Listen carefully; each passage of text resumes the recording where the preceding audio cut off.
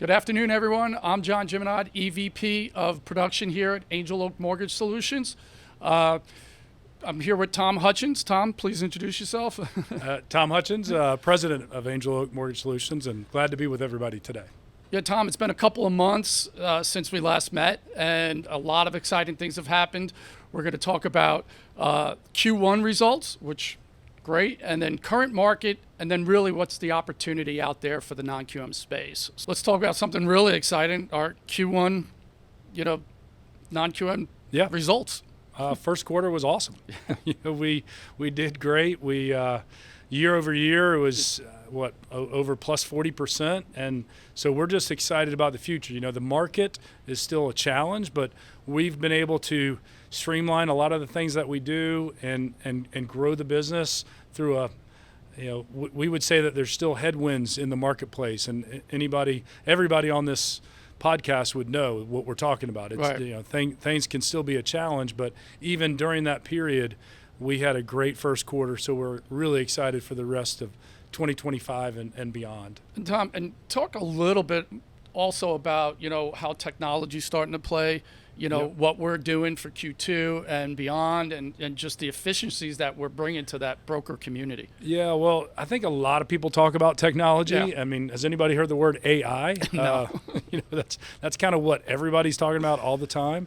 And we're looking at it from a perspective of efficiencies and scalability. So how can we, we've always been real focused on amazing service and getting loans from start to finish as fast as possible. So we're looking at what technologies are going to help us streamline our processes, and really from the very beginning, from the time an account executive is involved working with a loan officer to structure a loan, and that's how we view this.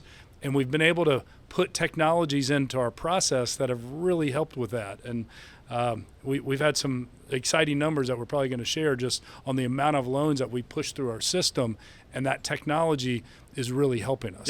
Yeah. So you talked a little bit about the market. Talk about the market. It's a little bit crazy.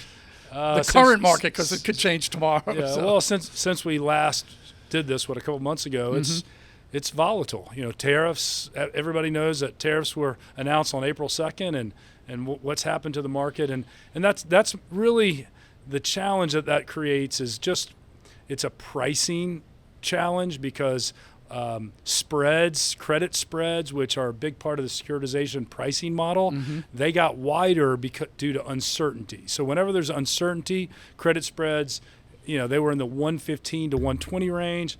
Then they got it widened out to 180, and that you just see that in the rates. So hard to say what's going to happen next. And as you said, what we're saying now could be I haven't checked the news in a couple hours, so that things are changing rapidly.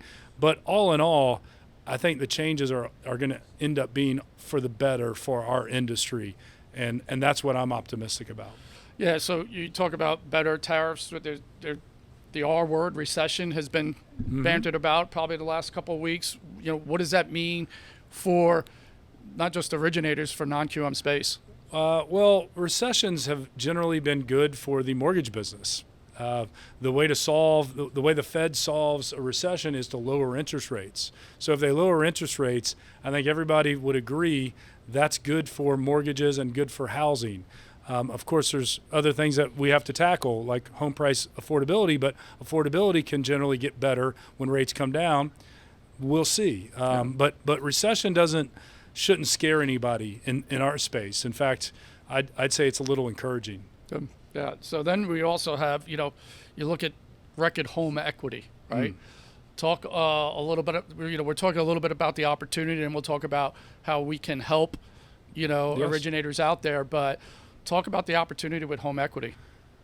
Well, let's see. I think it was Angelo Gordon came out and said that they viewed the tapping into that home equity is a $2 trillion opportunity. So you look at the forecast for origination in all of 2025 is right around $2 trillion. So we're talking about a whole year's worth of origination being available just in home equity type loans. Yeah, that MBA forecast was just like you said, that just around $2 trillion. So the opportunity for equity second liens in that second lien market is there's a $2 trillion opportunity out or there. first lien, Yeah. first lien cash outs. It's not just second liens. It's just tapping into all that equity that's out there will create, and it's already creating. It's nothing new. It's just the size and scope of it. I'm not sure that everybody quite understands how much business is out there to be gotten. Yeah, last week we did a webinar just on second liens, cash outs, all things cash out.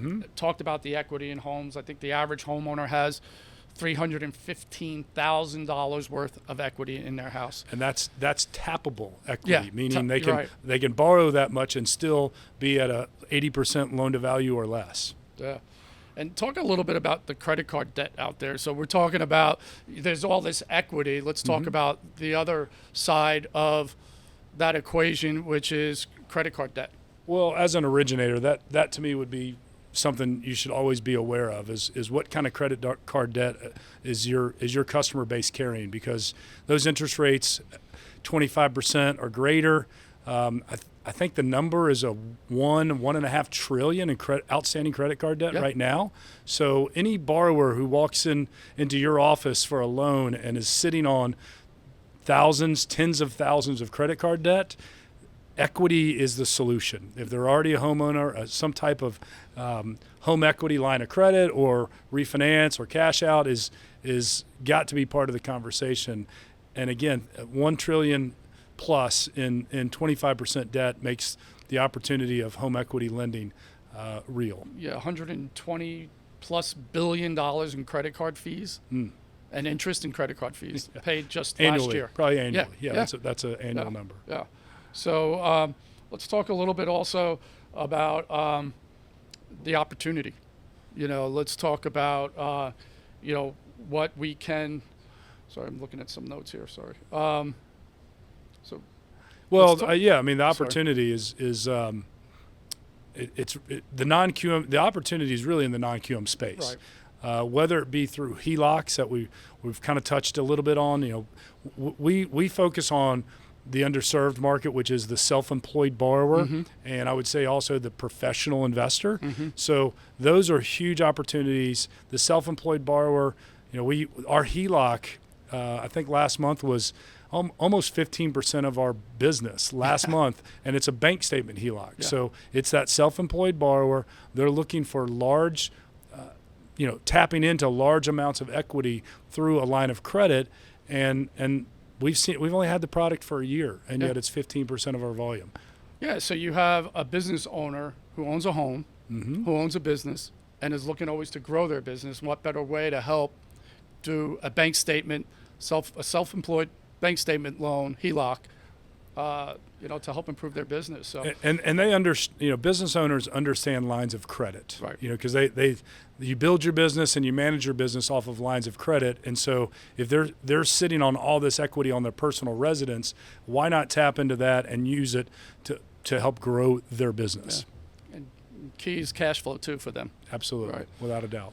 So, let's pivot here a little bit and talk a little bit why, we do these webinars twice, not you and I, but we do deep dives into products and programs, and we do a poll to kick off each webinar. And, it's still 60 to 70% people have not originated a non-QM loan. So what an opportunity, right? Yeah, for sure. And then, what do you think is the hesitancy of a loan officer, a broker, brokering out a loan to a non-QM loan? What do you think? I think you know this answer. Okay. Give me your opinion, and I'll add to it. A little the unknown, right? What they're afraid of what they don't know, and the hesitancy and the of losing control of the loan process, right? They're brokering the loan to Angel Oak Mortgage Solutions, and they don't have total control over the disclosure, the underwriting, the closing process. Well, the good news is we have solutions for those kind of things, through a non-delegated channel where they handle all the disclosures. And but the good news is that we've been doing this for so long. Anytime we have that experienced loan officer who is uncomfortable, once they go through the process with Angel Oak, they don't have that concern any longer. And then they've seen a market that they haven't tapped into.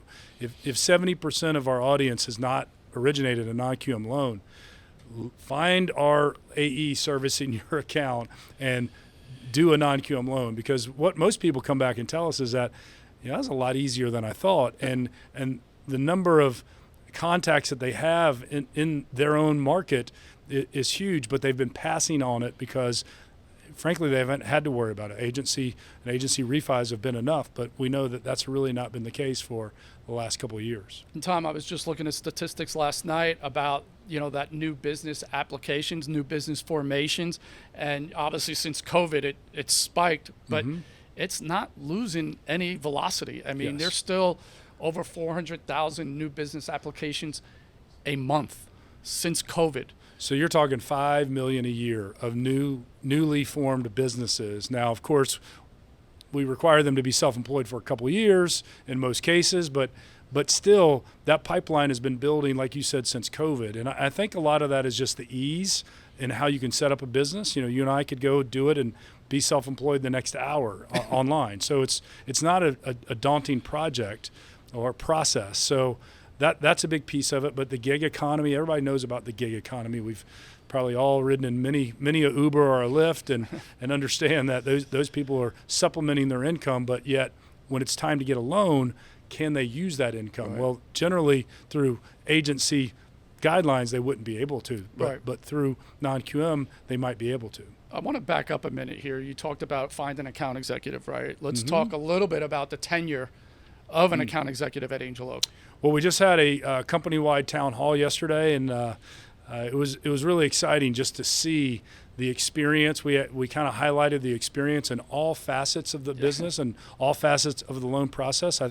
I think what our account executives, they average over 6 years with Angel Oak. Just with Angel Oak. Yeah. Just with Angel Oak. And then, man, we saw a disclosure specialist who's disclosed over 10,000 loans. Yep. And what was it, $5.5 billion. $5.5 billion of loans disclosed by this one individual. Same in underwriting. We had an underwriter that's non-QM loans with Angel Oak. She has underwritten over 4,000 loans for $2.5 billion, or just the numbers get to be crazy. But it just reminded me of what makes us special and what makes us different, and that is our expertise and our experience, and at the end of the day, our people. Yeah. Yeah, and it is crazy. Even through closing, Tom, we have 2 closers who've closed over 4,000 loans. I mean, each. Yes. Each. Yeah, so, so I'll go back to the original question. What's the hesitancy of someone brokering out a loan to Angel Oak? There really should not be. Well, and it starts at the account executive level. Our account executives are highly trained, highly skilled, very experienced. And they really set the table for the rest of the process to go smoothly. So it's not any one person, it's not any one department, but our process from start to finish is the best in the industry, and we're proud of that. Yeah. So Tom, anything else to really talk about? Today from an economy, current market. Acquisition, we covered that. I think the opportunity is really, it's, if you've closed a loan in the last 5 years, the equity that's available in that home, the average home has appreciated almost 50% since 2019. We talked about the $2 trillion opportunity just in tappable equity in their homes. So anything else? No, I just, again, the 70% that haven't originated a non-QM loan, look us up, angeloakms.com, and there's an easy spot to find your account executive if you don't already know who that is, and don't miss out on the opportunity. It's here to stay. Non-QM is not a fading star. In fact, I'd just say it's the exact opposite. It's a growing piece of the market, and eventually we see it as 10% of the entire market, and we're nowhere near that. So it is going to continue to grow. whether or not originations grow significantly or not, non-QM is going to keep growing. So look us up. We'd love to do business with you. On behalf of Angel Oak Mortgage Solutions, Tom, I want to thank you for your time. Yep, great. And I thank everyone for joining us today. And hopefully we'll be back in a couple more months. Yep. So Thank thank you you. everyone for joining us.